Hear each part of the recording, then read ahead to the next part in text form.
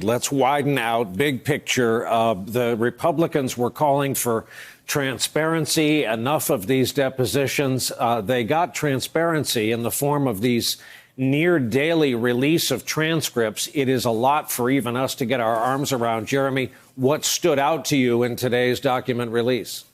Well, Trump has been saying read the transcript. I think Democrats are going to be saying read the transcripts, plural, because now we have additional transcripts of the closed-door depositions. Today's came from a senior Pentagon official, a deputy assistant secretary of defense, the most senior person in the Pentagon overseeing Ukraine policy, and she was shocked to learn that the security assistance package had been held up, that it had been held up at the direction of the White House. There was no legal basis for it, and it was undermining our effort to support Ukraine in the fight against Russia.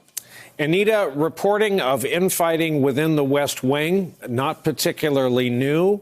How is that affecting, if at all, the process of determining the defense against impeachment? Or are you going to tell me it's up to one guy with a cell phone? It's up to one guy with a cell phone. Well, the House Republicans are kind of doing their own thing a little bit, right? They have some things that they're going to push. At the White House, you are right. There is a disagreement, as there often is, on what the strategy should be, what the message should be. The president mostly, as you know, doesn't often listen to some of those advisors. But what we're hearing from Trump allies and people close to the White House and in the White House is that they really do want one person to be in charge, and they still don't have that one person.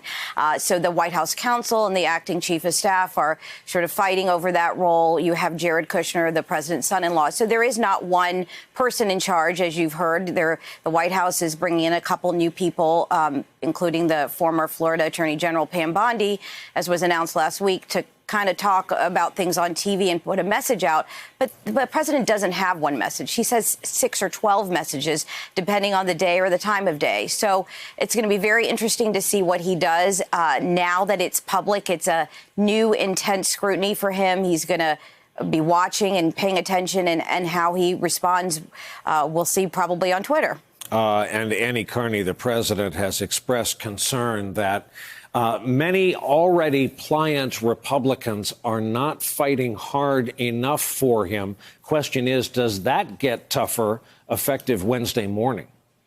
Well, that's the big question here. It looks like the Democrats have, more than a dozen incredible witnesses who are corroborating each other's accounts of what the president did in terms of pressuring Ukraine to investigate a political ally and withholding money in return.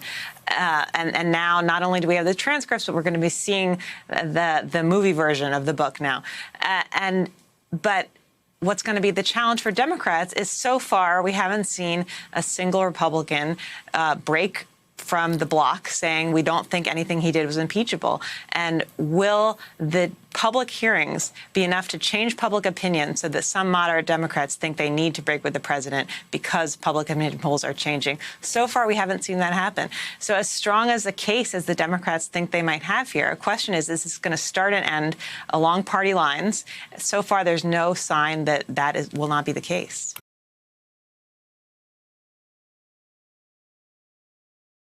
Hey there, I'm Chris Hayes from MSNBC. Thanks for watching MSNBC on YouTube. If you want to keep up to date with the videos we're putting out, you can click subscribe just below me, or click over on this list to see lots of other great videos.